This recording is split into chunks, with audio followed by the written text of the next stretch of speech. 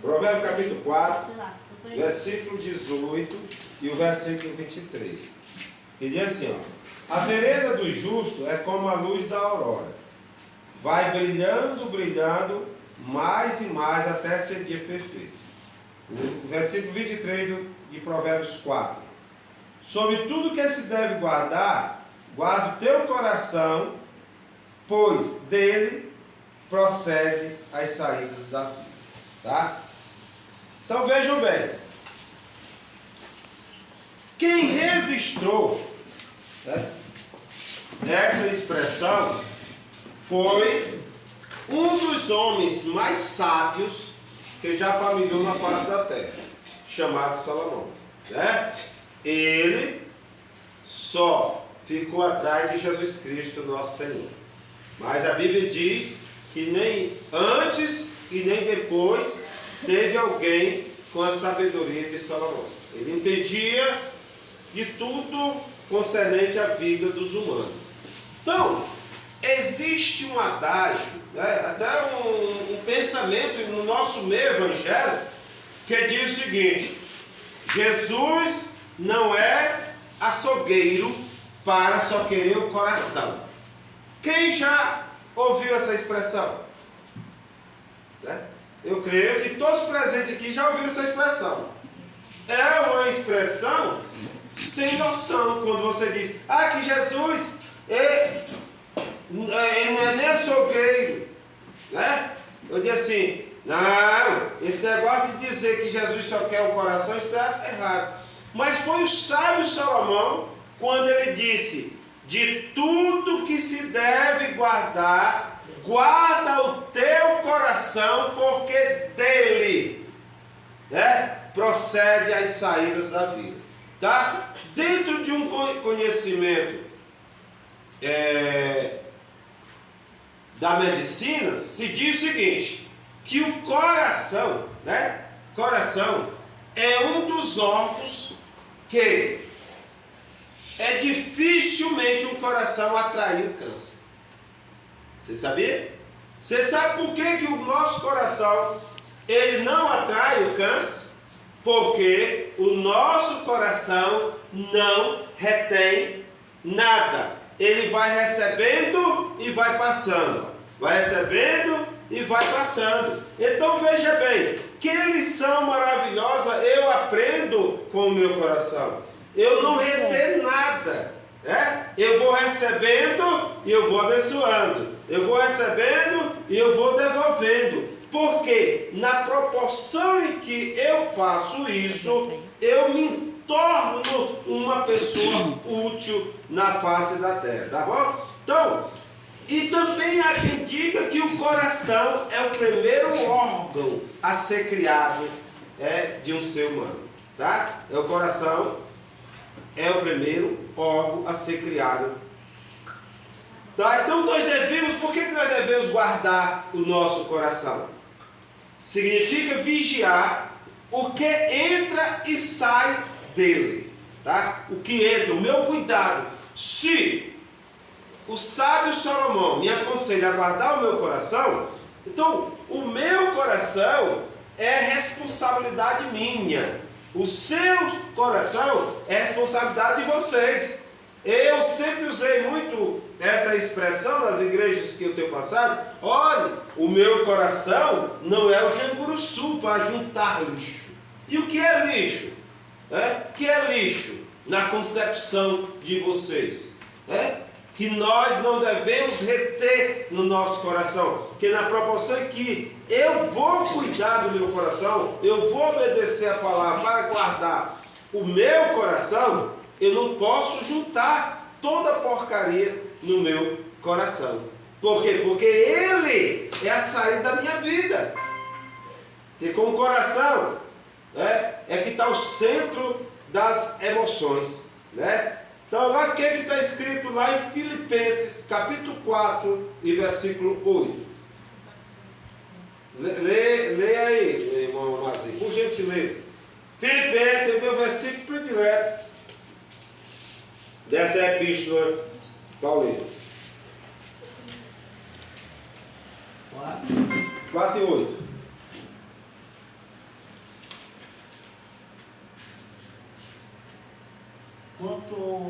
ao mais, irmãos, tudo que é verdadeiro, tudo que é honesto, tudo que é justo, tudo que é puro, tudo que é amável, tudo que é de boa fama, se há alguma virtude e se há algum louvor, nisso pensar. Entenderam? Olha, quando Paulo aconselha em Filipenses capítulo 8 que tudo que é puro, tudo que é verdadeiro, tudo que é honesto, tudo que é de boa fama, ou seja, isso quer que você deve ocupar a sua mente, porque a nossa mente, ela está interligada ao nosso coração. É por isso que Deus não nos chama pelo nosso serviço. Ou seja, Deus não nos conhece pelo nosso serviço, nos conhece pelo nosso coração. Você sabia disso? E tem, nas bem-aventuranças, lá no capítulo 5, no versículo 8 de Mateus, o que está escrito? Que só quem pode ver a Deus é quem? Os puros de coração. Quem tem um coração puro, então, o único meio de fazer eu ver Deus, eu contemplar Deus, é o coração limpo. É? Amém? Porque dele procede as fontes da vida. Ou seja, tudo o que fazemos e somos é resultado do que está em nosso coração. Então, quando Deus ele olha para um ser humano, ele não olha para a sua capacidade intelectual, ele não olha para os seus dotes natural, ele não olha para o seu porte físico, ele não olha para o seu status, ele não olha para o seu dinheiro, ele olha para o seu coração. Quem lembra o que está escrito lá em 1 Samuel capítulo 16 e o versículo 7? Quando Samuel foi lá para a casa de Jessé escolher Davi como rei, qual foi a expressão? Quem quiser ir procurando e depois ler, 1 Samuel capítulo 16, versículo 7. Deus não nos vê segundo a nossa aparência, mas segundo o nosso coração. Passou todos os filhos de Jessé, mas Deus falou para Samuel, não é isso aí. É por isso que Samuel diz que Deus não vê como me vê. Veio aquele rapazinho que tinha um comportamento diferente, tinha um porte físico diferente, aí Deus é aquele ali. Mas como é que pode? Como é que pode? Porque Deus conhece o nosso íntimo. Entendeu? Pode falar aí.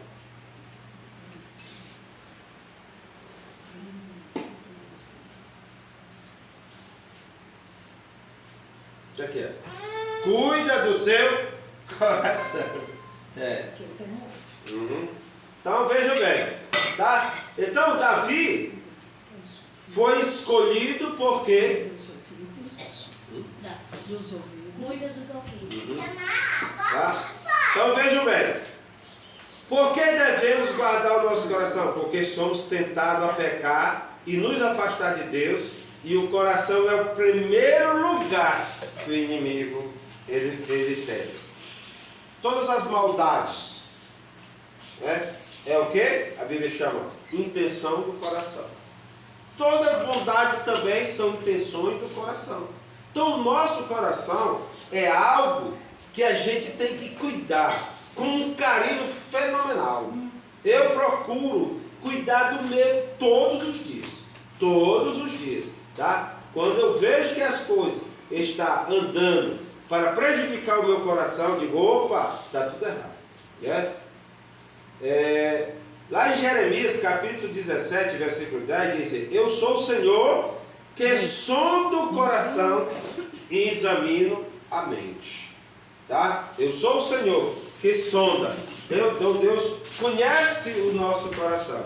Por isso que a palavra de Deus também diz que o coração do homem é mais enganoso do que qualquer coisa, Tem expressão que as pessoas usam e dizem boca de Deus, mas coração do diabo.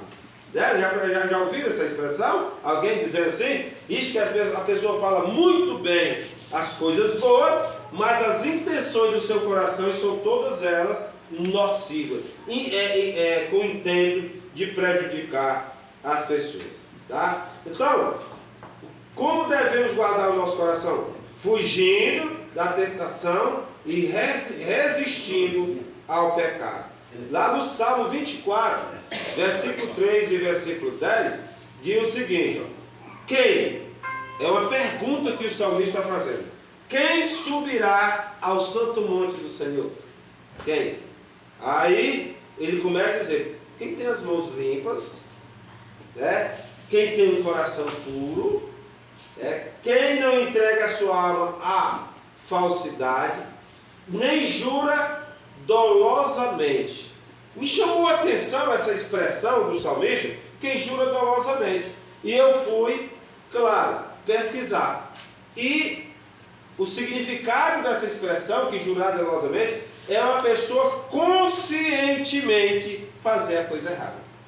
Tá? Fazer a coisa errada. Então, quando a pessoa ela jura dolosamente, ela tem prazer em fazer a coisa errada, é porque ela tem um coração sujo, um coração que não é limpo, um coração que não é puro, um coração mal intencionado.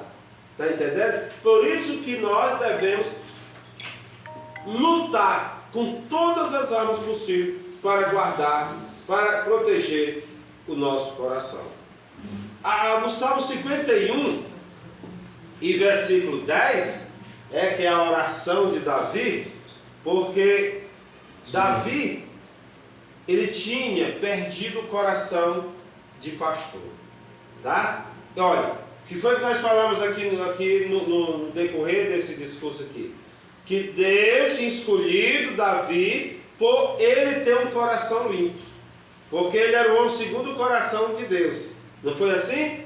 Então veja bem, quando ele chegou lá no trono, ele colocou a coroa e esqueceu do coração de pastor. Como é o coração de um pastor? De ovelha. Né? É aquele coração que é capaz de dar a vida pelas ovelhas. Foi o que ele disse.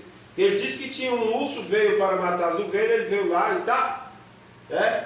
Veio o leão e tá. Mas quando ele chegou a rei, ele esqueceu aquele coração de pastor e ele estava empurrando as ovelhas dentro da boca do urso. Qual foi o exemplo? Quando Natan chegou para ele e contou aquela historinha que todos vocês sabem, né? Disse: Davi, deixa eu contar uma história para ti. Tinha um certo homem que possuía muitas ovelhas. Eram muitas ovelhas mesmo. E o seu vizinho apenas criava uma ovelhinha de estimação que comia na mesa dele.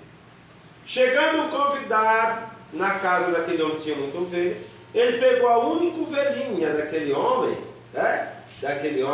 e matou para oferecer para os seus convidados. Tá? E aí, Davi se levantou furiosamente e disse: este homem tem que morrer. Ele tem que morrer. E Natan disse: esse homem é tu. Que? Eu? Tá? Aí foi nesse momento que ele tirou a coroa, colocou lá e voltou lá para o princípio. Então, irmãos, não é feio a gente voltar para o princípio, onde nós começamos, onde derribamos o nosso machadinho. Não é feio, tá? Não é feio. Um rei, ele foi confrontado. Ele foi confrontado, porque a palavra de Deus ela nos confronta mesmo. Ele foi confrontado, porque ele tinha perdido o coração de pastor, voltou lá para o deserto e fez o salmo e fez essa oração do salmo número 51, que diz assim: cria em mim, ó Deus, um coração puro e renove em mim um espírito um espírito inabalável. Por quê? Porque eu perdi e eu quero restaurar. Como você diz: Senhor, eu quero restaurar o coração de pastor. Eu quero viver aqui na terra, mas com um coração mais quebrantado, um coração flexível. Um coração que quando olha para as pessoas, ele sente aquela íntima compaixão que Jesus sentia. Tá? Então que nós possamos, nessa noite, refletir, como está o nosso coração? Está dolorido? Não é evidente, o dia a dia da nossa vida judia muito com o nosso coração. Mas nós não podemos perder, né, a essência do coração do qual nós recebemos no dia que aceitamos Jesus como nosso Salvador. Né? Aquele desejo, aquele ardor do nosso coração de ser uma pessoa diferente. Né? E quando nós aceitamos Jesus como Salvador, o que é que nós aprendemos? Agora você vai ter uma nova linguagem, você está novo pensamento, você vai lidar diferente com o dia a dia da vida. Tá? Então que nessa noite nós possamos pensar, poxa vida, como está o meu coração? Guardem nas suas mentes, no vosso coração, o conselho de Salomão. De tudo que se deve guardar.